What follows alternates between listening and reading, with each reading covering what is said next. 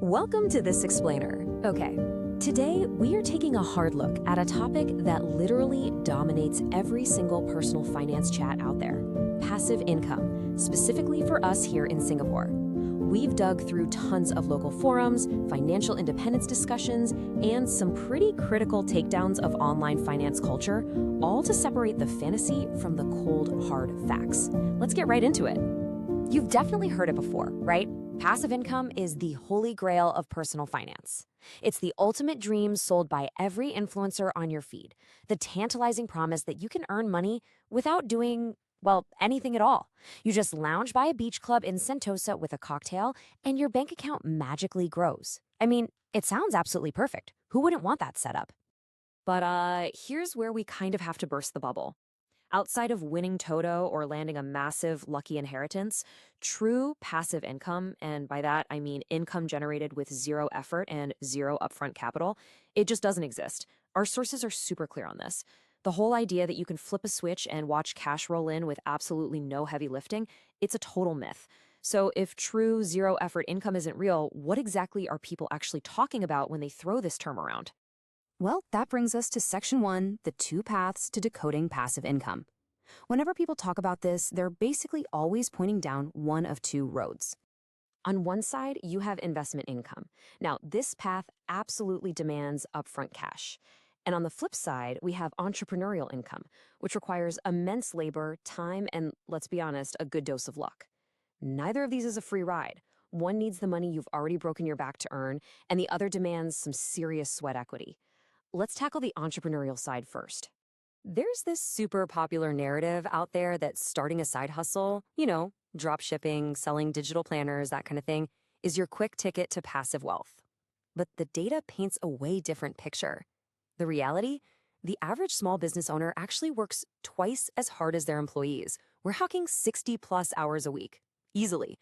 Leaving your standard 9 to 5 to free up your schedule with an online business almost never works out like the ads say. It's a relentless grind of marketing, customer service, and putting out daily fires. So why are you constantly bombarded with ads for these easy money paths? Well, our sources highlight a really fascinating, honestly kind of cynical reality: the YouTube guru ecosystem. For a lot of these online personalities, their most lucrative passive income stream is literally selling you a $2,000 course on how to make passive income.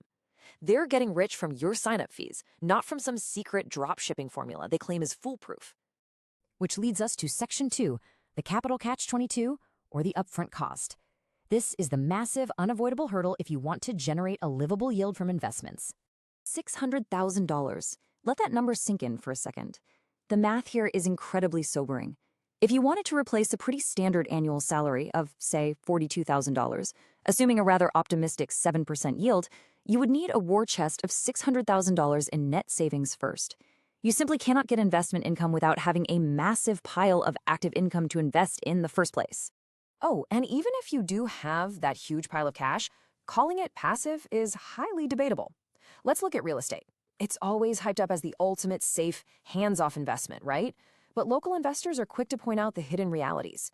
Imagine a sudden massive leak in the roof, a busted water heater, or spiking interest rates.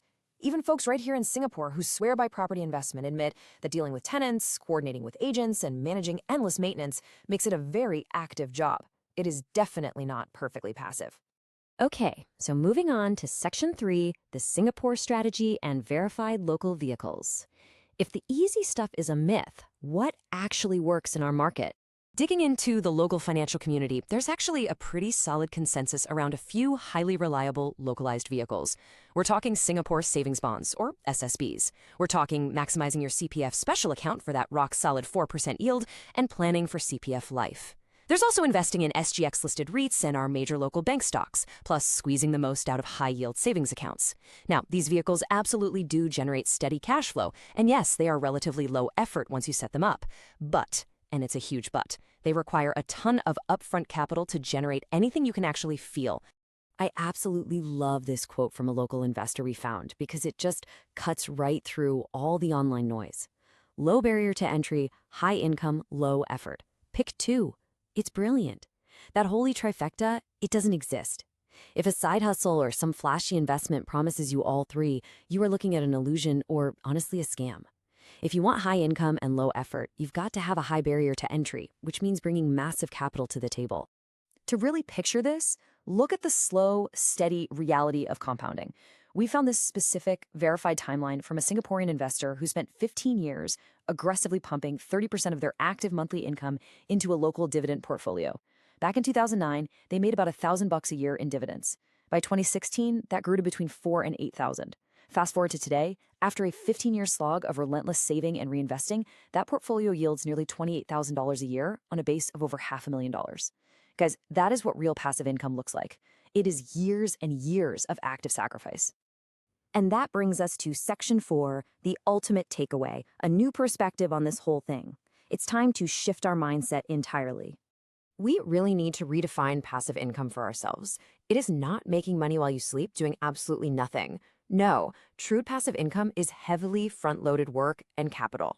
Any real, reliable income stream is going to require significant labor or massive amounts of cash up front, long before it ever has a chance to become self-sustaining. So as we wrap up this explainer, I want to leave you with a lingering, provocative thought. It's a question you really should ask yourself today. If you spent the next 12 months increasing your primary salary by 20% through upskilling and strategic career moves instead of chasing a passive gimmick, where would your war chest be in 5 years?